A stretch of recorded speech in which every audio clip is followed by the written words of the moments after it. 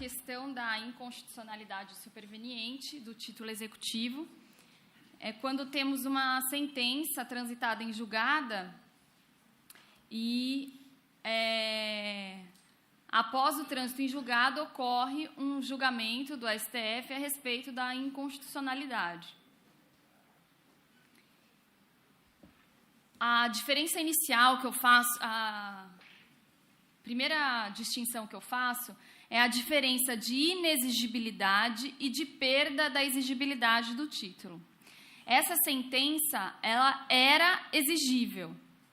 Ela perdeu a exigibilidade em razão da inconstitucionalidade que foi declarada depois. Se aquela sentença foi baseada numa lei que posteriormente foi declarada inconstitucional. A garantia da coisa julgada é constitucional, por isso que o tema é tão polêmico, porque ele fala da relativização.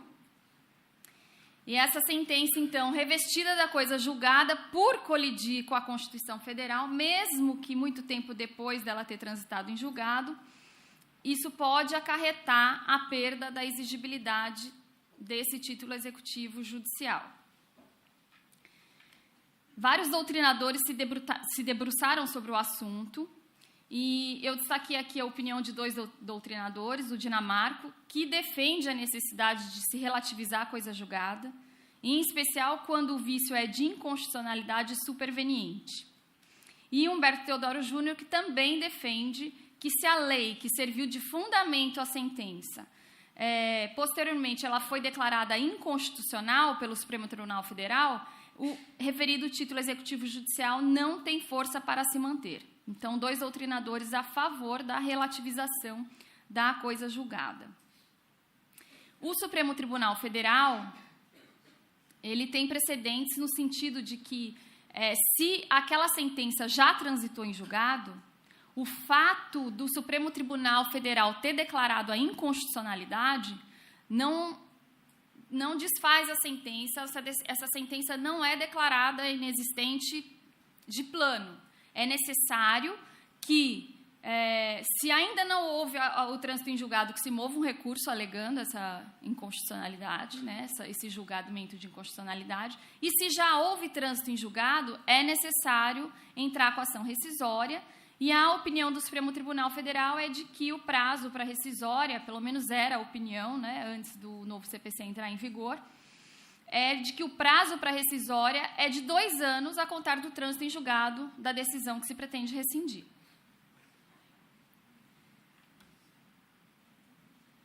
Eu entendo que não se pode falar em inexistência jurídica dessa sentença quando a inconstitucionalidade afetar o conteúdo da sentença. Inclusive, essa é a opinião do professor Eduardo Talamini. Ele diz que só se pode falar em inexistência jurídica da sentença quando a inconstitucionalidade afetar diretamente um dos pressupostos de existência do processo. Então, essa sentença, baseada numa lei que posteriormente foi declarada inconstitucional, ela não é uma sentença inexistente. Ela é uma sentença que existe e ela era exigível no momento em que ela foi proferida. Posteriormente, a lei no qual aquela sentença se baseou foi julgada inconstitucional, então, essa sentença ela não é inexistente. É necessário entrar com ação rescisória para rescindi-la. O histórico legislativo, bem rapidamente, o nosso Código de Processo Civil de 73 foi incluído um parágrafo único no artigo 741, pela medida provisória 2102 de 2001 e depois mantido pela medida provisória 2180 de 35, onde começou a se prever a possibilidade de alegar a inconstitucionalidade superveniente através dos embargos à execução. Então, eu posso alegar que aquele título executivo judicial perdeu a exigibilidade em razão dessa inconstitucionalidade superveniente. E depois, também, com a alteração da Lei 11.232 de 2005, que incluiu o artigo 475-L, parágrafo 1º, também previu a possibilidade de eu alegar essa inexigibilidade em razão da inconstitucionalidade na impugnação ao cumprimento de sentença. O CPC de 73, então, ele previa a possibilidade de eu alegar essa inconstitucionalidade superveniente nos embargos à execução e na impugnação ao cumprimento de sentença. Mas nada dizia a respeito da necessidade de se entrar com a ação rescisória, de prazo de rescisória. Então, a discussão continuou, tiveram ADINs propostas contra esses incisos, né? O 741, parágrafo único, a ADIN dizia, primeiro, que não podia ser feita essa previsão através de medida provisória. E segundo, alegando que a relativização da coisa julgada era inconstitucional, e essa ADIN, inclusive, foi julgada improcedente, então esses dispositivos continuaram em vigor. E o que dizia? Considera-se inexigível... Eu não estou mudando. Gente, desculpa, estou aqui seguindo pelo meu... Eu vou seguir por aqui agora que está funcionando bem. Depois eu mando os slides.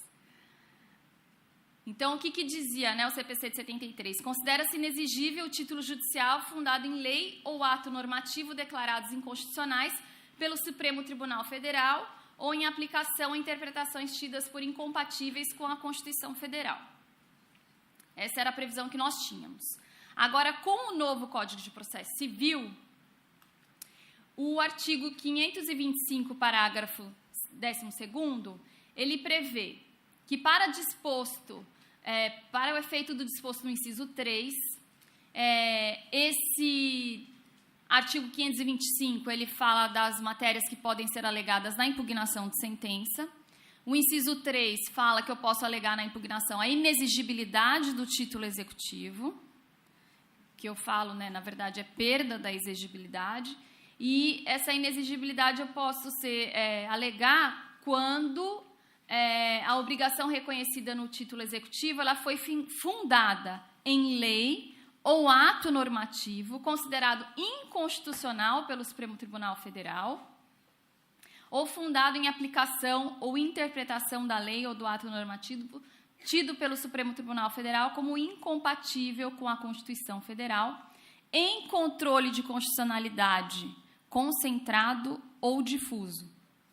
Então, o novo CPC, ele amplia ainda mais essa possibilidade de alegar a inexigibilidade do título em razão da inconstitucionalidade superveniente, dizendo que essa inconstitucionalidade pode ser declarada não só em controle concentrado, que a ADIN e a DECOM, né? Ação declaratória de constitucionalidade e ação declaratória de constitucionalidade, que tem efeito erga omnes e vinculante e retroativo, mas também que eu posso alegar a perda da exigibilidade do título executivo em razão da inconstitucionalidade declarada em controle difuso, num simples processo incidentalmente, que, de regra, não tem efeito vinculante, não tem eficácia erga omnes e a eficácia é só entre as partes, onde aquela inconstitucionalidade foi alegada incidentalmente.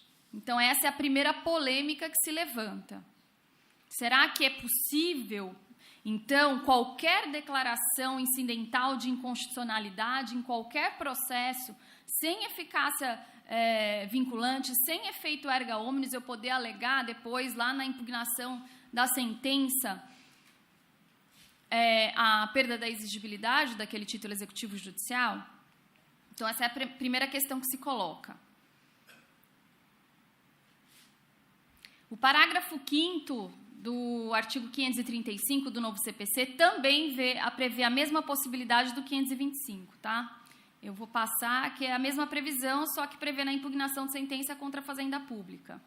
Ou seja, como eu sou fazenda pública, né, isso tanto o contribuinte pode alegar contra a fazenda, como a fazenda depois pode alegar contra o contribuinte.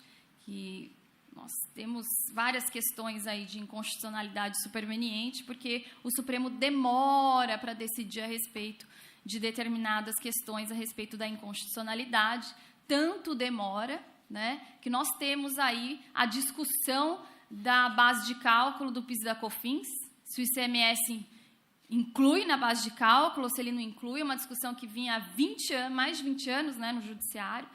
O STF tinha um precedente, um julgado, uma decisão incidental num processo que, na verdade, fez coisa julgada só entre as partes, então ele não tinha efeito vinculante, era apenas um precedente citado, não tinha força de vincular. O STJ, o entendimento do STJ era diferente do STF. O STJ entendia que o ICMS, sim, devia ser incluído na base de cálculo do PIS e da COFINS.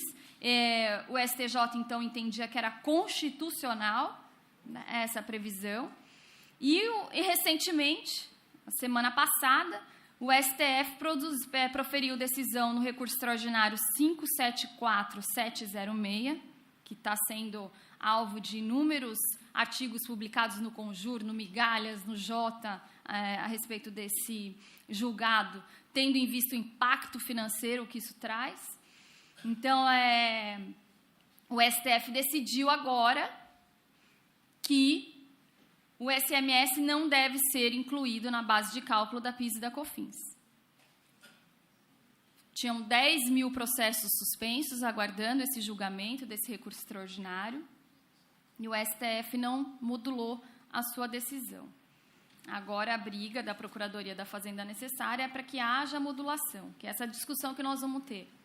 Essa declaração de inconstitucionalidade, né, incidental, mas numa ação, num recurso com extraordinário repetitivo, em que aí já vai ter uma força de um precedente qualificado, certamente a parte vai poder alegar essa inconstitucionalidade superveniente. E nesses casos, né, em que envolve tributo, a repercussão financeira é gigantesca, né? A União calcula que terá que pagar em torno de 100 bilhões em processos potenciais de contribuintes referente aos últimos 5 anos, que é o prazo de prescrição. E o contribuinte pode pedir de volta o dinheiro que ele pagou do ICMS lá, que estava incluído na base de cálculo da PIS e da COFINS. Então, só para ter uma dimensão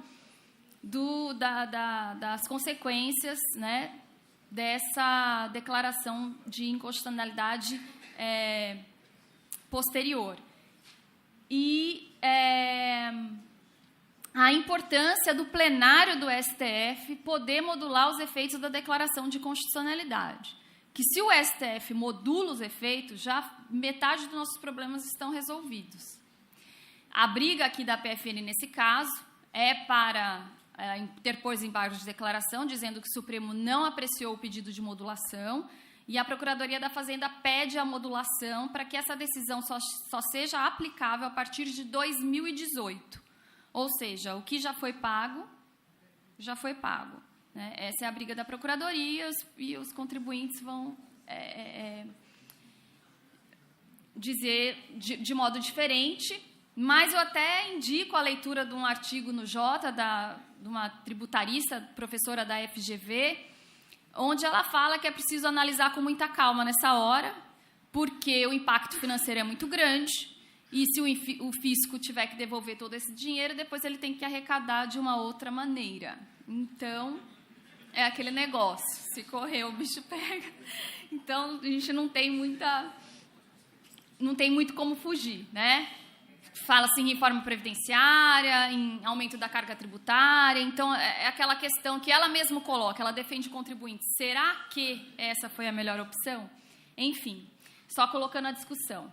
Então, o plenário do STF ele pode modular os efeitos da declaração, justamente para, nesses casos, da repercussão econômica da decisão. E aí ele pode preservar as situações anteriores e dizer, olha, a decisão só vai ser válida a partir daquele momento. Então, se o STF modular, por exemplo, nesse caso do ICMS da base de PIS e COFINS, se o STF resolver acolher o pedido da Fazenda Nacional e dizer, olha, eu declarei a inconstitucionalidade, mas só vai valer a partir de 2018. Então, aí ninguém vai poder alegar essa inconstitucionalidade em eventual impugnação de sentença, em eventual embargos à execução, porque o STF modulou, só vale daqui para frente. Então, não vai atingir a coisa julgada. Se o STF não modular, aí a discussão é grande. O parágrafo, o artigo 525, parágrafo 13º, ele fala, no caso do 12º, os efeitos da decisão do Supremo Tribunal Federal poderão ser moduladas no tempo. Isso. Isso eu acabei de falar. Podem ser modulados. O problema é se não for modulado.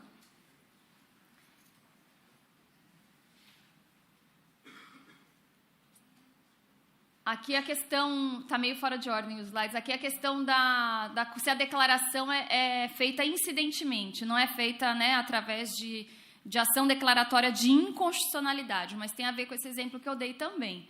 Se a decisão ela é feita incidentemente, de regra, só vai fazer coisa julgada entre as partes. Mas, agora, essa decisão pode ter efeito vinculante também, que são chamados os precedentes qualificados.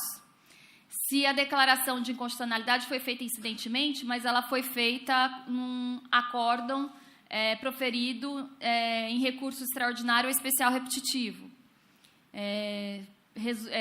assunção de competência, se virou súmula vinculante. Então, mesmo proferido incidentalmente a inconstitucionalidade, eu entendo que se o precedente for qualificado, eu posso alegar a perda da exigibilidade do título executivo.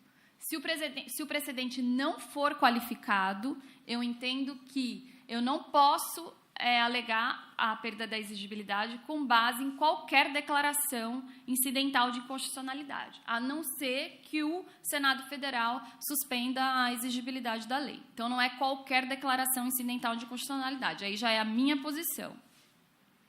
E, com relação ao parágrafo 14º, em que momento que eu vou poder alegar isso em impugnação à sentença ou embargos à execução?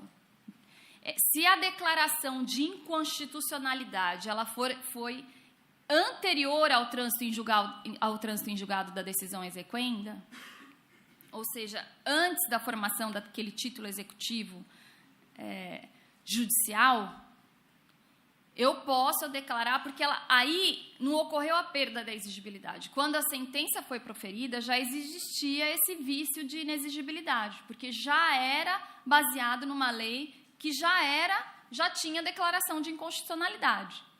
Então, se a declaração de inconstitucionalidade ela ocorreu antes da formação do título executivo judicial, ou seja, antes do trânsito em julgado daquela sentença, eu posso alegar em impugnação de sentença ou embargos de execução.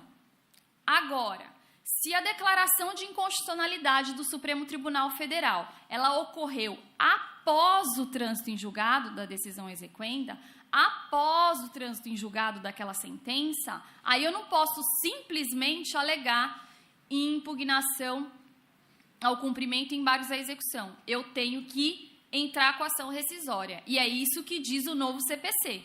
Então, o novo CPC, ele faz essa distinção. Não é qualquer declaração de inconstitucionalidade que eu posso alegar na impugnação ao cumprimento ou no embargos à execução. Eu só posso alegar que aquele título executivo, ele não é exigível, porque ele foi baseado numa lei inconstitucional, se aquela declaração de inconstitucionalidade ocorreu antes do trânsito em julgado da decisão exequenda.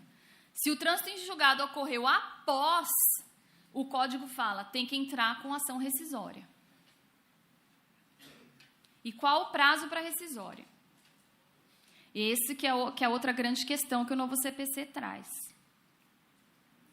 Ele fala que o prazo para ação rescisória será contado do trânsito em julgado da decisão proferida pelo Supremo Tribunal Federal. Então, o novo CPC, ele faz diferente do precedente anterior ao entrada em vigor do Código do STF, que o STF falava assim, olha, tem que entrar com rescisória e o prazo é de 2 anos a contar do trânsito em julgado da decisão exequenda. O novo CPC vem e diz, não, a rescisória começa a contar do momento em que transitou em julgado a decisão proferida pelo STF que declarou a inconstitucionalidade. A decisão exequenda pode ter transitado em julgado há 10 anos, transitado em julgado há 15 anos, que o prazo para rescisória é do trânsito em julgado da decisão que declarou a inconstitucionalidade. O prazo para rescisória começa a contar da decisão do STF.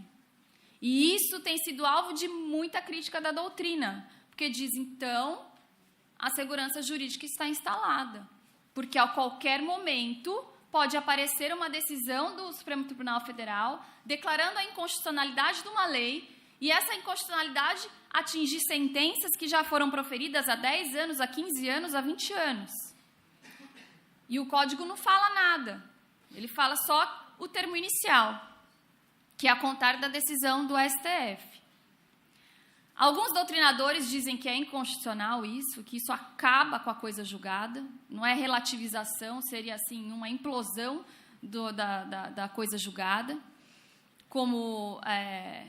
eu não posso citar porque eu escutei a opinião dele em palestra, eu não vi ele escrevendo a respeito disso ainda, então é melhor não falar. Mas existem doutrinadores dizendo que não pode, que a rescisória deveria caber do trânsito em julgado da decisão exequenda, e não do trânsito em julgado da decisão do STF que declarou a inconstitucionalidade. Outros autores dizem que essa interpretação não é plausível diante do novo CPC, porque o novo CPC é claro. Ele fala que o termo inicial não é do trânsito em julgado da decisão exequenda, mas o trânsito em julgado é da decisão proferida pelo Supremo Tribunal Federal. E tem alguns doutrinadores fazendo uma interpretação sistemática entre o artigo 525, parágrafo 15º, e o artigo 975, parágrafo 2º, que fala da rescisória. O 975, parágrafo 2º, quando ele fala da rescisória, ele não fala especificamente desse caso de inconstitucionalidade declarada pelo STF depois do trânsito em julgado da decisão exequenda. Ele traz um prazo diferenciado de rescisória para o caso de prova nova. Para o caso de prova nova, ele fala, olha, o prazo para rescisória vai começar a contar do momento em que surgiu a prova nova. Porque até então eu não sabia que essa prova nova ia surgir. Só que tem que ser observado o prazo máximo de 5 anos contado do trânsito em julgado da última decisão proferida no processo.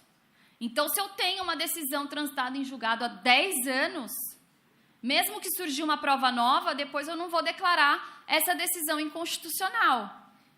Agora, se eu tenho uma decisão que transitou em julgado há 5 anos, 4 anos e 10 meses, e surge uma prova nova, eu posso entrar com a rescisória, porque está dentro dos 5 anos. E o Marco Antônio Rodrigues, que é meu colega, processualista e que vai ser relator do Fórum do Processo Civil que vai ocorrer aqui em Florianópolis a partir de amanhã, ele diz no livro dele, olha, vamos fazer uma interpretação sistemática e falar, no caso de inexigibilidade declarada superveniente, também, ok, o CPC fala, começa a contar do trânsito em julgado da decisão do Supremo Tribunal Federal que declarou a inconstitucionalidade, mas só vai poder atingir sentenças transitadas em julgado no máximo de 5 anos, que seria mais ou menos o prazo prescricional também para cobrar a repetição de indébito, né, no caso de tributo, fazendo um link. Então, é uma interpretação razoável. Só para mostrar que a questão é polêmica, existem 3 interpretações, então, uma que entende que o parágrafo 5º do parágrafo 15º do 525 está errado, que o termo inicial devia ser do trânsito em julgado da decisão exequenda. Outra opinião que diz que não tem limite, o Código falou, olha, é do trânsito em julgado da decisão do Supremo Tribunal Federal que declarou a inconstitucionalidade, então não importa, posso atingir uma sentença que transitou em julgado há 10 anos, há 15 anos, o Código não faz essa limitação. E tem uma outra corrente tentando fazer uma interpretação sistemática e dizendo que o termo inicial é, sim, da decisão do STF, mas pode atingir, no máximo, as decisões exequendas transitadas em julgado até 5 anos. Agradeço muito a atenção de todos e agradeço mais uma vez ao Dr. Pedro Miranda pelo convite e dizer que é uma honra e uma alegria estar aqui. Obrigada.